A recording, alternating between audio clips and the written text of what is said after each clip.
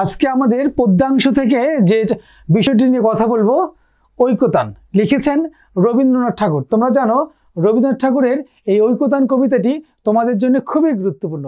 বিশ্ববিদ্যালয় ভর্তি পরীক্ষায় প্রায় এই কবিতা থেকে প্রশ্ন এসে থাকে। শুরুতে আমরা লেখক পরিচিতি অংশ থেকে কথা বলতে চাই। প্রিয় শিক্ষার্থীবৃন্দ, একটু খেয়াল করে দেখো। তোমরা জানো যে রবীন্দ্রনাথ ঠাকুরের জন্ম হচ্ছে 7ই মে 1861 সাল, আর ওনার মৃত্যু হচ্ছে 7ই আগস্ট 1941 সাল। 80 বছরের অধিক সময় উনি বেঁচে ছিলেন। এটিও তোমরা জানো যে রবীন্দ্রনাথ ঠাকুরের যে ছদ্মনাম ভানু সিংহ খুব ইম্পর্টেন্ট, প্রায় আসে। তোমরা দেখবা যে সাহিত্যিক নাম, সাহিত্যিক ছদ্মনাম, সাহিত্যিক উপাধি, পদবি, এগুলি একটু সিনসিয়ারলি তোমাদেরকে মনে রাখতে হবে। তো রবীন্দ্রনাথ ঠাকুরের ছদ্মনাম হচ্ছে কি? ভানু সিংহ।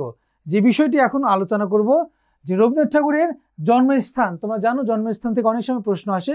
রবীন্দ্রনাথ ঠাকুরের জন্মস্থান হচ্ছে জোড়াসাঁকোরে, কলকাতা, ভারতে, এটা জানো।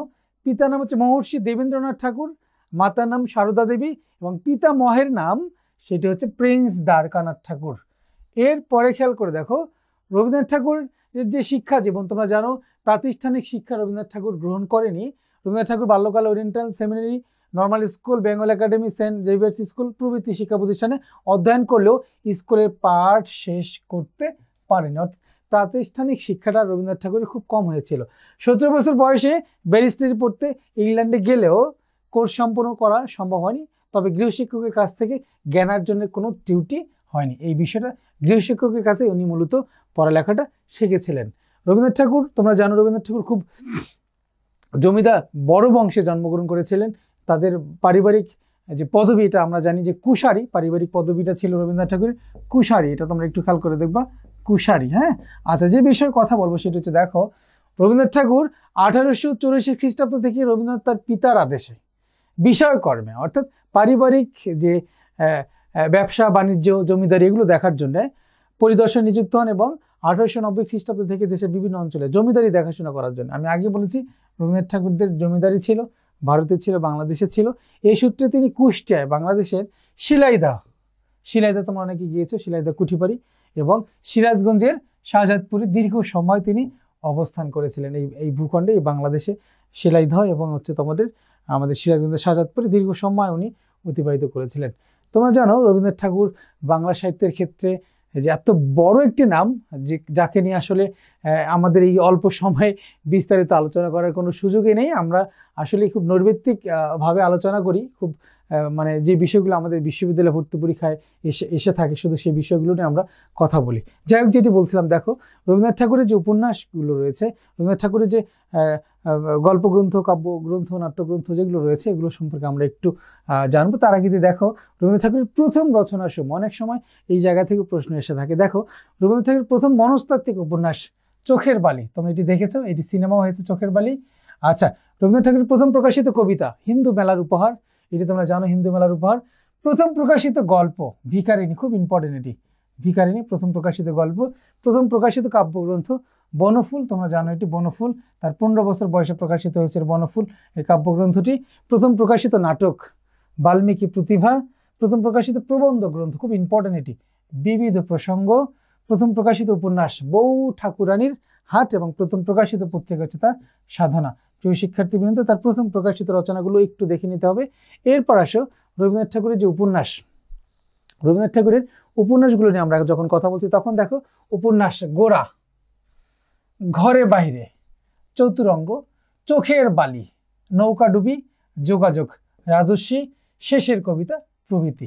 এই জায়গায় এই যে তবে হাইলাইট করা বিষয়গুলো বা আমি যেগুলো একটু দেখালাম এগুলো একটু বেশি বেশি করে পড়বা। এছাড়া রবীন্দ্রনাথ ঠাকুরের আরও অন্যান্য উপন্যাস রয়েছে। এরপর দেখো যে কাব্যনাট্য, হ্যাঁ, চিত্রাঙ্গদা, বসন্ত, বিসর্জন, রাজা ও রানী প্রভৃতি। নাটক অচলায়তন, চিরকুমার সভা, ডাকঘর, রক্তকরবী, রাজা প্রভৃতি তার নাট্যগ্রন্থ, নাট্যগ্রন্থ। এগুলো একটু বেশি বেশি করে পড়বে। এরপর আসো রবীন্দ্রনাথ ঠাকুরের যে গল্পগ্রন্থগুলো রয়েছে, তোমরা জানো গল্পগুচ্ছ, হ্যাঁ, আমাদের প্রত্যেকের বাসায় এই বইটি, গল্পগুচ্ছের বইটি রয়েছে। আমাদের হাতে করে হয়েছিল গল্প পড়ার, ছোট গল্প পড়ার এই গল্পগুচ্ছ বইটি থেকে। গল্প স্বল্প, খুব ইম্পর্টেন্ট। গল্পগুচ্ছ এবং গল্প স্বল্প প্রায় এই দুইটার একটা থেকে প্রশ্ন এসে যায়। ভ্রমণ কাহিনী তোমরা জানো, জাপান যাত্রী, পারস্য রাশিয়ার চিঠি, ইউরোপ যাত্রীর ডায়েরি, এটা খুব ইম্পর্টেন্ট। হ্যাঁ, এই আমাদের ভ্রমণ কাহিনীগুলো রবীন্দ্রনাথ ঠাকুরের। এরপরে আসে রবীন্দ্রনাথ ঠাকুরের যে আমরা পুরস্কার সম্মাননা পেয়েছিলেন, সবচেয়ে বড় পুরস্কার যেটি পেয়েছিলেন তোমরা জানো, এটি নোবেল পুরস্কার। এই শহীদদের মধ্যে প্রথম সাহিত্যে নোবেল পুরস্কার পেয়েছিল আমাদের বাঙালি কবি রবীন্দ্রনাথ ঠাকুর 1913 সালে। সং অফারিংস অর্থাৎ গীতাঞ্জলি কাব্যগ্রন্থের যে ইংরেজি অনুবাদ সং অফারিংস, সেটির জন্য পরবর্তীতে এই আলোচনাটুকু আমরা করব। আচ্ছা, কলকাতা বিশ্ববিদ্যালয় তাকে ডিলিট ডিগ্রি দিয়েছিল 1913 সালে, এবং অক্সফোর্ড বিশ্ববিদ্যালয় কর্তৃক ডিলিট পেয়েছিল 1940 সালে। ঢাকা বিশ্ববিদ্যালয় রবীন্দ্রনাথ ঠাকুরকে ডিলিট দিয়েছিল, সেটা 1936 সালে। প্রিয় শিক্ষার্থীবৃন্দ, আমরা যে রবীন্দ্রনাথ ঠাকুরের আজকের যে আলোচ্য কবিতাটি আমরা পড়ছি সেটি হচ্ছে ঐকতান। তোমরা জানো যে ঐকতান রবীন্দ্রনাথ ঠাকুরের জন্মদিনে কাব্যগ্রন্থ থেকে নেওয়া হয়েছে। এই জন্মদিনে কাব্যগ্রন্থের 10ম সংখ্যক 10 নম্বর কবিতা হচ্ছে আমাদের এই ঐকতান। কবির মৃত্যুর মাত্র 4 মাস আগে, অর্থাৎ 1348 বঙ্গাব্দের 1 বৈশাখ এই জন্মদিনে কাব্যগ্রন্থটি প্রথম প্রকাশিত হয়েছিল। আচ্ছা, 1347 বঙ্গাব্দের ফাল্গুন সংখ্যা প্রবাসীতে কবিতাটি ঐকতান নামে প্রথম প্রকাশিত হয়েছিল। অর্থাৎ এই আমাদের ঐকতান কবিতাটি প্রথম প্রকাশিত হয় হচ্ছে কোন পত্রিকায়? এই পত্রিকার নাম হচ্ছে কি? প্রবাসী পত্রিকা। কোন পত্রিকায়? প্রবাসী পত্রিকায়। আর কোন কাব্যগ্রন্থে সংকলিত হয়? সেটা হচ্ছে জন্মদিনে কাব্যগ্রন্থে। জন্মদিনে কাব্যগ্রন্থের 10ম সংখ্যক কবিতা হচ্ছে আমাদের ঐকতান।